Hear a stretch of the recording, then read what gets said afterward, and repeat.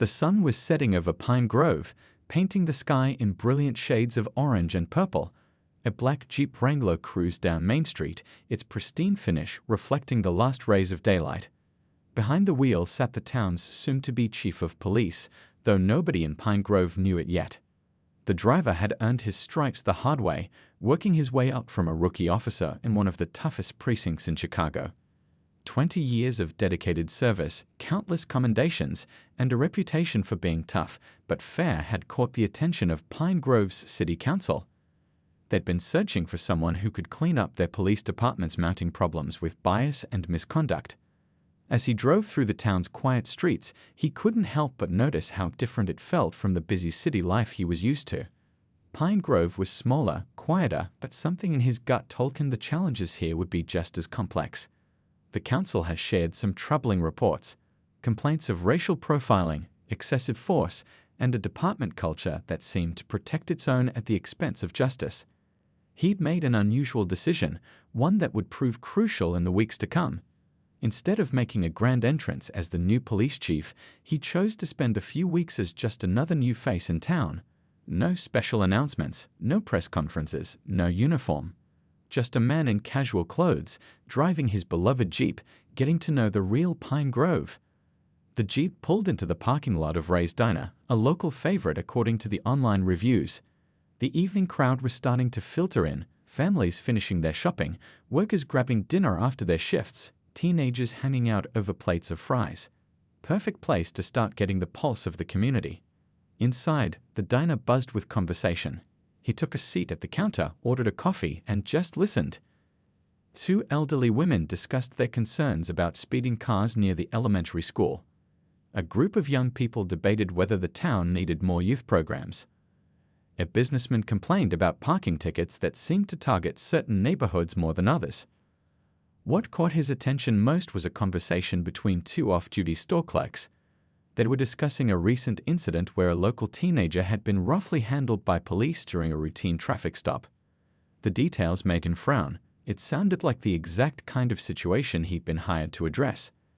As he sipped his coffee, he pulled out a small notebook and started jotting down observations, not just about potential problems, but about the community itself. He noticed how people greeted each other by name, how the waitress seemed to know everyone's usual orders, how discussions could be heated but remained respectful. This was a tight-knit community that deserved better from its police force. Through the diner's wide windows, he could see his Jeep parked under a streetlight. That Jeep had been with him through thick and thin. A symbol of the freedom and responsibility he'd earned after years of dedicated service. He'd restored it himself, spending countless weekends getting every detail just right. Little did he know that very same Jeep was about to become the centerpiece of a story that would change Pine Grove forever. The waitress topped off his coffee with a friendly smile. "New in town?" she asked. He nodded, returning the smile. "Just getting to know the place," he replied. It wasn't a lie. He was getting to know Pine Grove, just not in the way anyone expected. In less than a month, he'd be sitting behind the chief's desk, tasked with transforming a troubled department. But for now, he was content to be anonymous, gathering the unfiltered truth about the community he'd sworn to serve and protect. As he paid his bill and headed back to his Jeep, he had no idea that his careful plan for a quiet observation period was about to be dramatically interrupted. In less than 12 hours, an encounter with one of his future officers would set in motion a chain of events that would test his patience, his principles, and his commitment to real change. But that was tomorrow's challenge. For tonight, he had more listening to do, more notes to take, and more of Pine Grove to discover. Little did anyone in the diner realize that their casual conversations had just helped shape the future of their police department. The new chief hadn't just heard their words, he'd understood their hopes, their fears, and their need for a law enforcement agency that truly served everyone equally. What happened next would show Pine Grove exactly what kind of leader they'd chosen, though not in any way anyone could have expected. The next morning dawned bright and clear over Pine Grove. The soon-to-be police chief had decided to start his day early, parking his Jeep outside the local coffee shop. He'd spent a peaceful hour watching the town wake up, sipping his coffee and making a few notes about the morning traffic patterns. What he didn't know was that he'd caught the attention of Officer Wilson, a cop whose reputation for troubling behavior had actually been one of the reasons the city council had sought new leadership. Wilson sat in his patrol car across the street, watching the black Jeep with an intensity that went far beyond normal police observation. The future chief had just stepped out of the coffee shop, newspaper tucked under his arm, when he noticed Wilson approaching his Jeep. Even from a distance, something about the officer's body language set off warning bells. Wilson wasn't doing a casual patrol check. He was moving with the kind of aggressive purpose that often led to unnecessary confrontations. "Sir," Wilson's voice carried across the morning air, sharp and demanding. "Is this your vehicle?" The future chief turned, keeping his movements calm and deliberate. "Yes, officer. Is there a problem?" Wilson was already circling the Jeep, flashlight out despite the bright morning sun. "Received reports of suspicious activity in the area. Vehicle matching this description." That was clearly false. The future chief had been watching the street all morning, and his Jeep had been the only vehicle parked there. He'd been in law enforcement long enough to recognize when an officer was manufacturing probable cause. "Officer, I've been here for the past hour, and I haven't seen any suspicious activity," he replied evenly.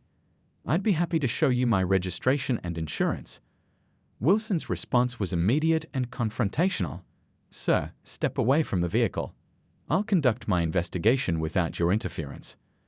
The future chief noticed several early morning shoppers slowing down to watch the scene unfold. Some had their phones out, recording, a sad testament to how common such encounters had become. He kept his voice steady, professional. "Officer, I understand you doing your job, but I have a right to know the specific reason for this search." That seemed to anger Wilson further. "Listen here," he snapped, his hand resting meaningfully on his belt. "When I say step back, you step back. Or we can discuss this down at the station." The future chief took a measured step backward, maintaining eye contact. He'd dealt with officers like Wilson before, men who'd forgotten that the badge meant service, not power. But what happened next still managed to surprise him. Wilson keyed his radio. "Dispatch, I'm going to need a tow truck at my location. Got a vehicle needs to be impounded for investigation." "On what grounds, officer?" The question was calm but firm. Wilson's smile had a mean edge to it. "Multiple grounds. Suspicious vehicle in a high-traffic area. Possible connection to reported criminal activity. Owner being uncooperative with law enforcement." By now, a small crowd had gathered. The future chief could hear their whispers, see their concerned faces. Some were shaking their heads. They'd seen this before. Others were still filming, documenting yet another example of what was wrong with their local police force. He could have ended it right there. One sentence revealing his true identity would have stopped Wilson cold. But that would have defeated the purpose of his quiet observation period. More importantly, it would have been the kind of privilege that ordinary citizens didn't have. If he wanted to truly understand what the people of Pine Grove dealt with, he needed to experience it firsthand. So he stood there, maintaining his composure, and documented everything. He noted Wilson's badge number, the time, the gathering witnesses. He observed how the officer repeatedly interrupted him, how physical intimidation was used as a first resort rather than a last one, how procedure was ignored in favor of power plays. The tow truck arrived with surprising speed, almost as if this wasn't the first time Wilson had pulled something like this. The driver looked uncomfortable, glancing between Wilson and the Jeep's owner with obvious unease. "Officer," the future chief tried one more time, "I'd like to speak with your supervisor." Wilson's laugh was short and harsh. "Sure thing. File a complaint. We'll get right on that."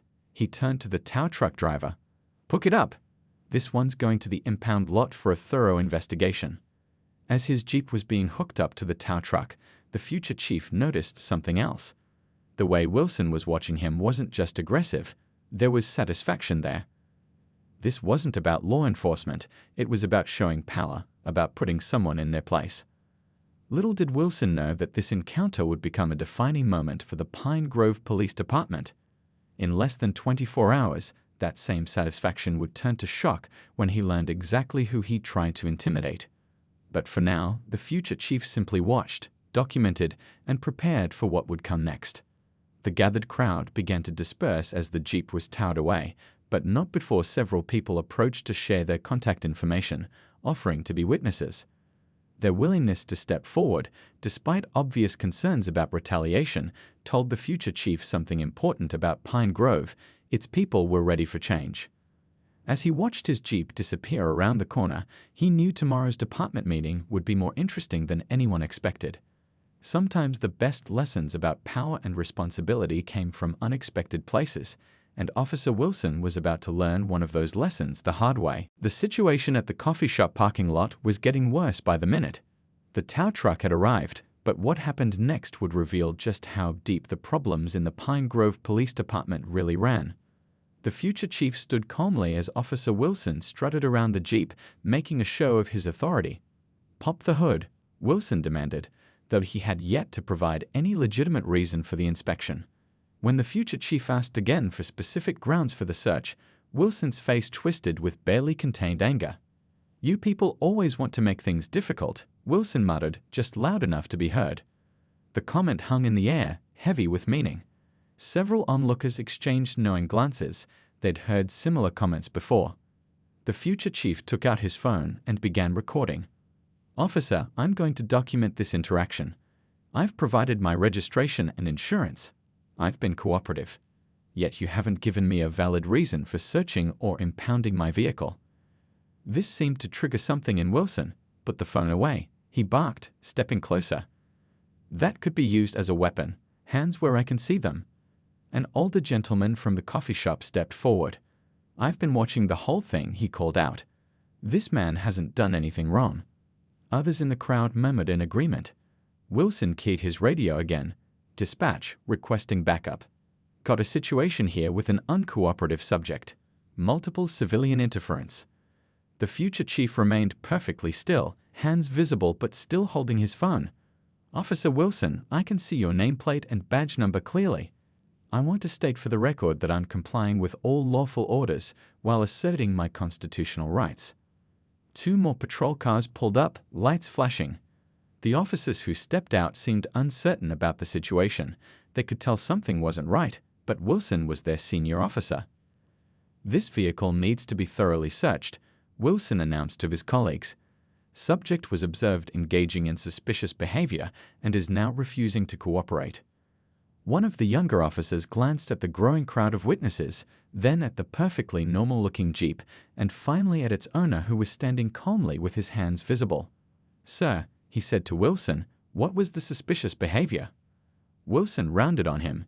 "You questioning my judgment, rookie?" The future chief watched this interaction carefully. It told him something important. Not everyone in the department agreed with Wilson's methods, but they felt powerless to challenge him. The tow truck driver, a local man who clearly wanted no part of this, shuffled his feet nervously. "Officer, where exactly am I taking this vehicle?" "The regular impound lot." "Special Investigation Unit," Wilson snapped. "I'll follow you there personally." The future chief spoke up again, his voice carrying to everyone present.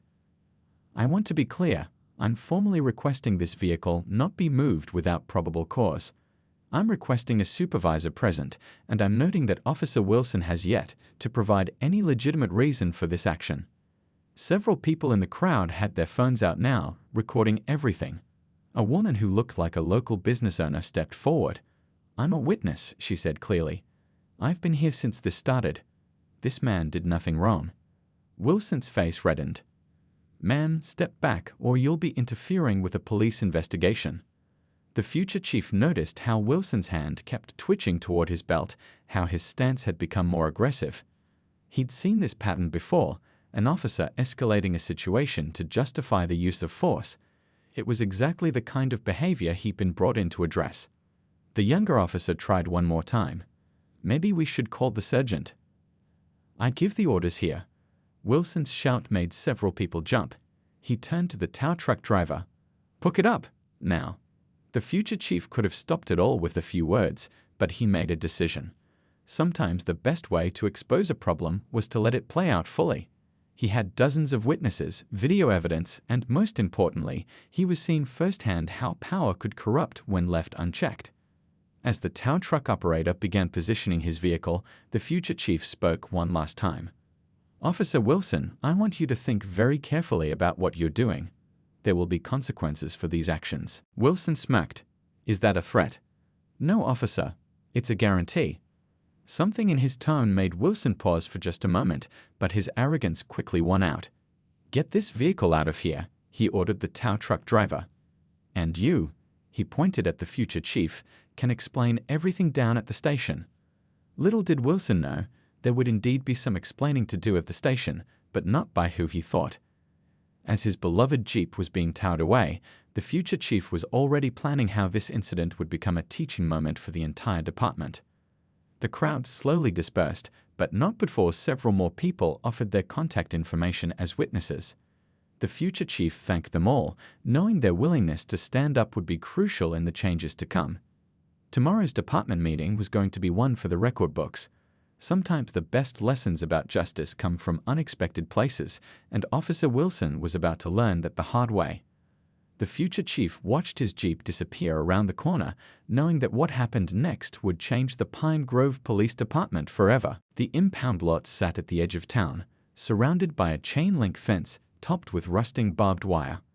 As the tow truck pulled through the gates with the black Jeep, Officer Wilson followed close behind, his patrol car's lights still flashing unnecessarily in the afternoon sun. The tow truck driver, a man who'd worked with the department for over 15 years, felt his stomach tighten as he watched Wilson's behavior. Something wasn't right about this whole situation, but he had a family to feed and couldn't afford to lose the department's business. "Put it over there," Wilson ordered, pointing to a corner of the lot far from the security cameras. The driver hesitated, then slowly shook his head. "Sorry, officer. Protocol says all impounded vehicles need to be in the designated area." He gestured toward the well-lit section covered by security cameras, "for everybody's protection." Wilson's face darkened, but he couldn't argue with established procedure, at least not with a civilian witness present. The driver carefully positioned the Jeep in clear view of the cameras, knowing in his gut that he was doing the right thing. As soon as the Jeep was unhooked, Wilson began what he called his thorough investigation. The tow truck driver stood by, required to remain until paperwork was completed, becoming an unwilling witness to what happened next. "Let's see what we've got here," Wilson muttered, yanking the driver's door open with unnecessary force. The sound of metal straining made the tow truck driver wince. Wilson began rifling through the vehicle, tossing papers and personal items onto the ground with complete disregard. "Officer," the driver spoke up cautiously, "maybe we should wait for a supervisor." "You just worry about your truck," Wilson snapped.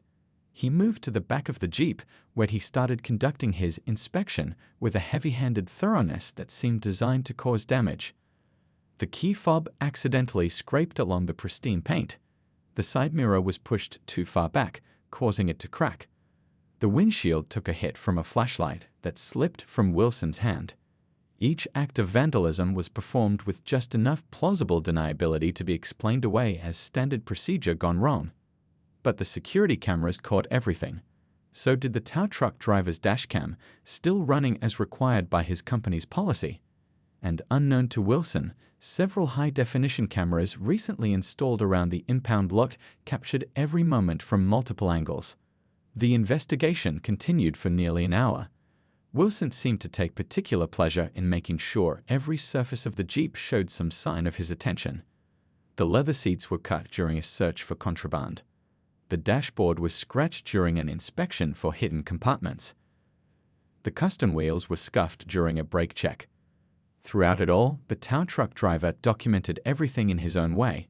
His paperwork noted the pristine condition of the vehicle upon arrival. His phone, sitting innocently on his truck's dashboard, recorded video of the entire incident. He'd seen enough in his years of work to know when to gather evidence. What made the whole scene even more disturbing was how Wilson seemed to enjoy it. Each new mark on the Jeep brought a slight smile to his face. He was so caught up in his destructive inspection that he never noticed the occasional flash of a camera from beyond the fence, where several concerned citizens had followed from the coffee shop. The young officer who had questioned Wilson earlier drove by twice, slowly, his face troubled. Each time, Wilson waved him off with a threatening glare. The message was clear. This was Wilson's show, and he didn't want any witnesses from within the department. Finally, after what seemed like an eternity, Wilson appeared satisfied with his work. The once pristine Jeep now bore the marks of his authority: scratched paint, cracked glass, torn upholstery, and dents that would cost thousands to repair. "Write it up as resisting impound," Wilson told the tow truck driver. "Note that the vehicle sustained damage during a routine inspection due to suspicious circumstances." The driver nodded silently, but wrote exactly what he'd witnessed in his report. His hands shook slightly as he documented the true condition of the vehicle and the circumstances of its inspection. As Wilson prepared to leave, he paused and looked back at the Jeep with satisfaction. "Some people need to learn respect for law enforcement," he said, loud enough for the driver to hear. "This ought to teach them a lesson." The tow truck driver waited until Wilson's patrol car disappeared around the corner before pulling out his phone. He had the business card he'd been given by one of the coffee shop witnesses.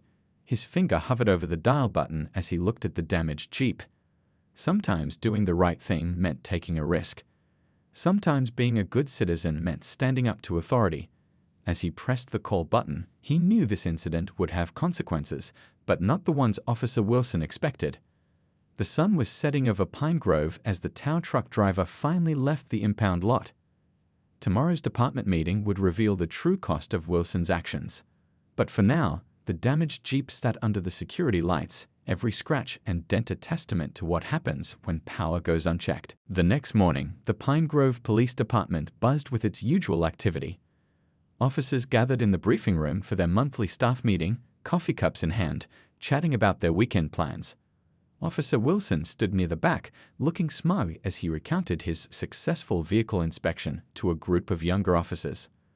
The room was set up like it always was, rows of chairs facing the podium, the department's flag hanging on the wall, the smell of coffee and donuts filling the air. But something felt different today. The administrative assistant who usually organized these meetings was nowhere to be seen. Instead, the city council's secretary had set up the podium. "Meeting's about to start," someone called out.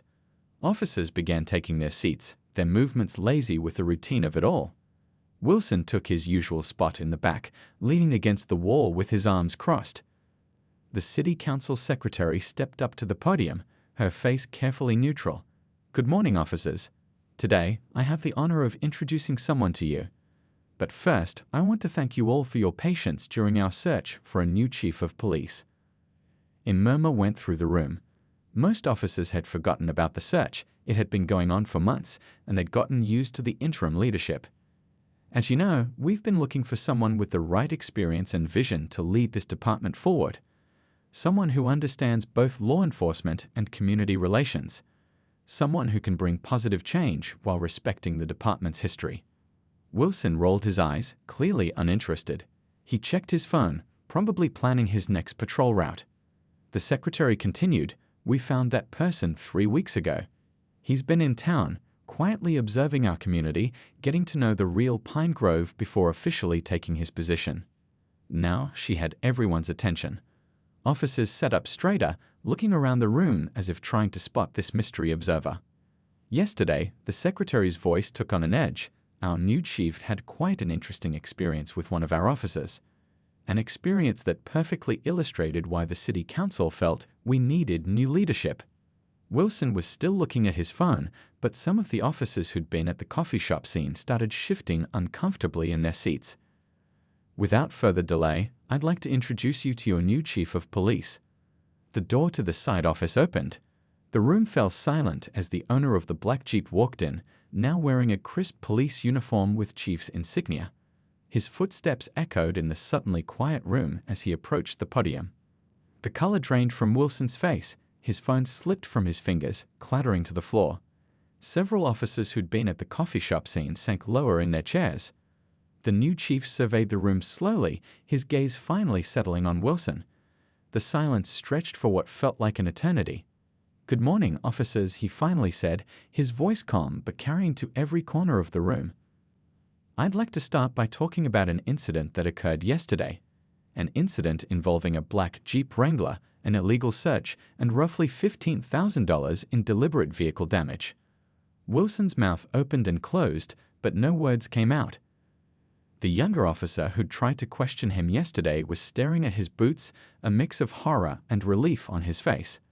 What happened yesterday wasn't just about a damaged vehicle. the chief continued. It was about power and how we choose to use it. It was about the difference between authority and accountability.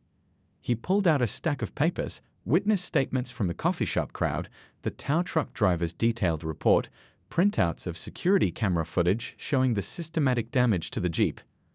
I could have stopped it at any time by revealing who I was, but I chose not to, because what happened to me yesterday has been happening to citizens of Pine Grove for far too long.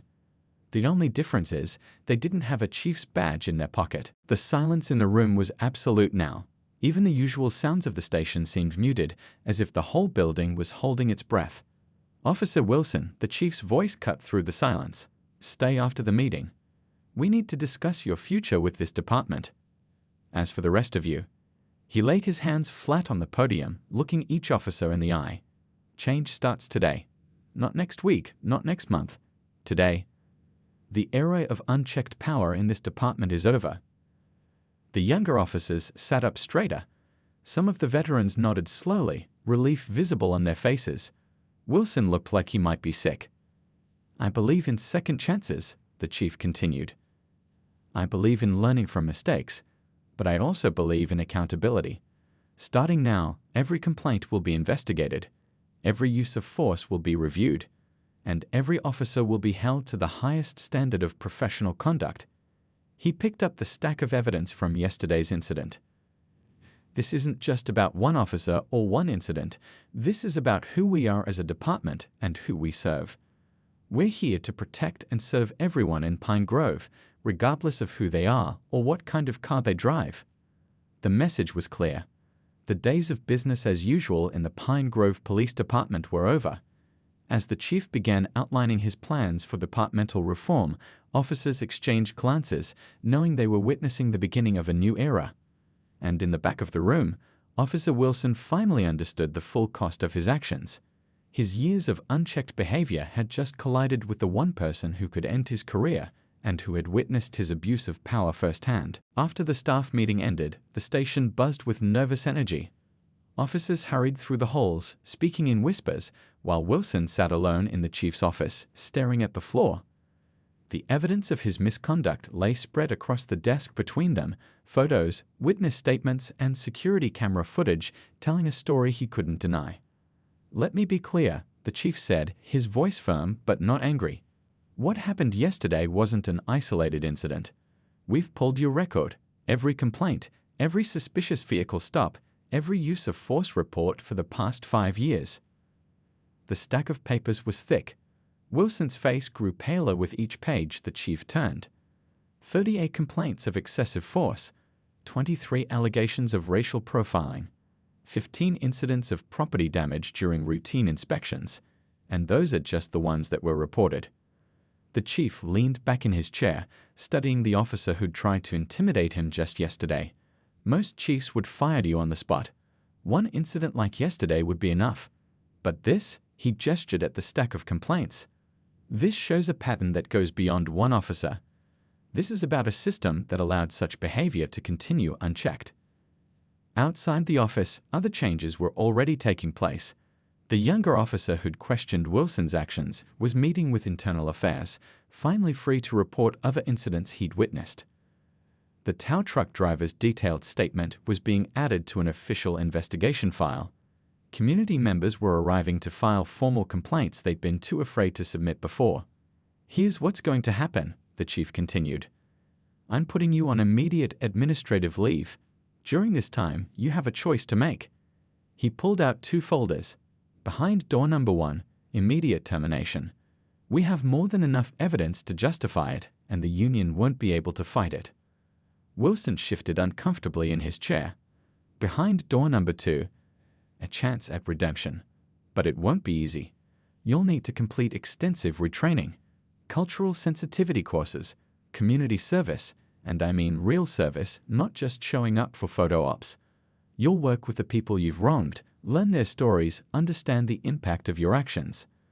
The chief stood up and walked to the window, looking out at the community he'd sworn to protect. Most importantly, you'll be part of the solution. You'll help us identify other problems in the department. You'll speak to new recruits about how power can corrupt and why accountability matters. you'll be living proof that change is possible." Wilson's voice was barely a whisper when he finally spoke. "Why would you give me a second chance?" The chief turned back to face him. "Because firing you might feel good in the moment, but it won't solve the underlying problems. We need systemic change. Sometimes the best way to fix a broken system is to transform the people who know its flaws from the inside out." He sat back down and opened a new file. "But make no mistake, this is your one and only chance. Any hint of misconduct, any sign you're not taking this seriously, and you're done. No appeals, no negotiations." The chief pushed a document across the desk. "You have 24 hours to decide. Choose carefully." As Wilson left the office, still in shock, the chief began the next phase of his plan. He met with community leaders, establishing a civilian oversight committee with real power to investigate complaints. He started mandatory retraining programs for all officers, focusing on de-escalation and community relations. The damaged Jeep became a symbol of the department's transformation. Instead of having it repaired immediately, the chief had it parked in front of the station. A sign next to it told the story of what happened that day, serving as a daily reminder to every officer of why accountability matters. The changes weren't always easy. Some officers resigned rather than adapt to the new standards. Others initially resisted but gradually came to embrace the reforms when they saw how improved community relations made their jobs easier and safer. The Civilian Oversight Committee began its work, reviewing old complaints and establishing new procedures for handling future ones. Community members who'd never trusted the police started cautiously engaging with officers who proved they were committed to change. In the evidence room, Wilson's flashlight, the one that had accidentally cracked the Jeep's windshield, was tagged and stored, not as evidence for punishment, but as an artifact for the department's new training program about abuse of power. The tow truck driver received a commendation for his honest reporting of the incident, sending a clear message that doing the right thing would be rewarded under the new leadership. By week's end, the story had spread throughout Pine Grove. Citizens who'd experienced similar treatment started coming forward, no longer afraid to speak up. Each complaint was investigated thoroughly, building a comprehensive picture of what needed to change. The chief's approach to accountability wasn't just about punishment, it was about transformation. Every incident became a learning opportunity. Every mistake was a chance to improve. The department began to understand that true authority comes not from fear or force, but from the trust of the community they served. 1 year had passed since the incident with the black Jeep. Pine Grove had changed in ways both big and small. The police station, once an intimidating presence in the community, had transformed into a place where citizens felt welcome to voice their concerns. The chief stood in front of his now restored Jeep, which gleamed in the morning sun. He'd kept every repair receipt, every photograph of the damage, and used them in training sessions to show how a single act of misconduct could ripple through an entire community. Inside the station, Officer Wilson, now back on active duty after completing his retraining, was leading a session for new recruits. His voice carried through the open door as he shared his story. "I thought having a badge meant having power," he told the fresh-faced officers. "I was wrong. It means having responsibility. Every action we take, every decision we make, affects real people with real lives." The recruits listened intently. Wilson's story had become legendary in the department, not just for what he did wrong, but for how he worked to make it right. The Civilian Oversight Committee was meeting in the next room. Community members from all walks of life sat alongside officers, reviewing policies and procedures together. The tension that once filled these meetings had been replaced by genuine collaboration. "Remember last month's community barbecue?" one committee member asked. 3 years ago, who would have thought we'd see kids playing basketball with officers in the park?" The chief smiled as he walked past. The barbecue had been Wilson's idea, part of his ongoing effort to rebuild trust with the community he'd once intimidated. He'd flipped burgers alongside people who'd previously filed complaints against him, listening to their stories, learning from their experiences. In the station's training room, a display case held artifacts from that pivotal day. The tow truck driver's honest report, photographs of the damaged Jeep, witness statements from the coffee shop. But alongside these reminders of past mistakes were newer additions. Thank you letters from community members, pictures from outreach events, evidence of real change. The department's statistics told their own story. Complaints had dropped by 70%. Use of force incidents were down by 80%. But more importantly, successful arrests had actually increased. It turned out that when the community trusted their police, they were more willing to help solve crimes. Outside, a group of elderly ladies who'd witnessed the original incident chatted with the officers on their coffee break. The fear and distrust that once shadowed these interactions had faded, replaced by genuine respect on both sides. The coffee shop where it all started had become an unofficial meeting spot for officers and citizens. The owner had put up a small plaque, "Where change began, one cup at a time." Wilson walked his beat differently now. Instead of looking for trouble, he looked for opportunities to help. He knew every shop owner by name, checked on the elderly residents, played catch with kids in the park. The badge that he'd once used to intimidate had become a symbol of service. The chief's phone buzzed, a message from the mayor. Other cities had heard about Pine Grove's transformation and wanted to learn from their experience. The department had become a model for police reform, proving that real change was possible. In the parking lot, a rookie officer was admiring the chief's Jeep. "Is it true this vehicle changed everything?" she asked. "Not the vehicle," the chief replied. "It was the choices people made." Officer Wilson chose to learn from his mistakes instead of denying them. The tow truck driver chose to tell the truth when it would have been easier to stay quiet. The community chose to give us a chance to prove we could change. He ran his hand along the Jeep's restored finish. Sometimes the worst moments can lead to the best changes if we're willing to learn from them. The afternoon sun caught the police department's new motto, freshly painted on the wall: "Serve with honor, lead with integrity, grow through accountability." Inside, the day's work continued. Officers headed out on patrol with a different mindset than they'd had a year ago. The dispatch radio crackled with respectful, professional responses. The front desk staff welcomed visitors with genuine smiles.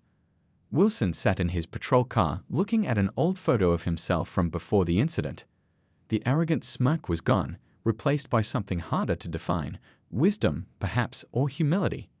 He'd learned that true strength wasn't about making people fear you, it was about earning their trust. As the sun set over Pine Grove, the chief's Jeep stood as a quiet reminder in the station parking lot. Its restored condition represented not just a vehicle repaired, but a department transformed, a community healed, and the promise that positive change is always possible when people choose to do what's right instead of what's easy. The story of the black Jeep and the racist cop had become more than just a cautionary tale. It was proof that even the darkest moments could lead to light if those involved were brave enough to face their mistakes and committed enough to make things right.